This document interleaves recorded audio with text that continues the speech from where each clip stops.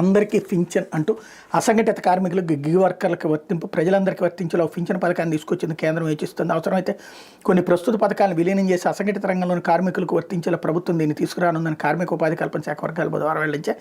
నిర్మాణ రంగ కార్మికులు ఇళ్లలో పనులు చేసేవారు, గిగ్ వర్కర్లు వంటి వారికి ప్రభుత్వ నిర్వహణలోని కొన్ని పథకాలు అందడం లేదు.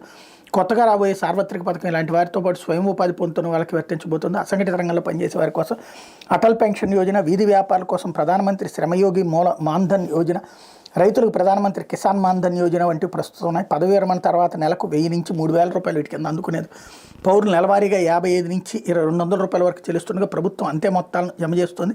ఇలాంటి పథకాలను క్రమబద్ధీకరించి పౌరులు ఎవరైనా స్వచ్ఛందంగా కొంత మొత్తాలు జమ చేసుకుని 60 ఏళ్ల వయసు తర్వాత పింఛను పొందేలా సురక్షితమైన ఒకే తరహా పథకాన్ని అందుబాటులోకి తీసుకురాబోతున్నారు అన్నట్టు వార్తని హైలైట్ చేసే చాలా అద్భుతమైన ఆలోచన. భవిష్యత్తు తరాలకి చాలా ముఖ్యమైనటువంటి అవసరం.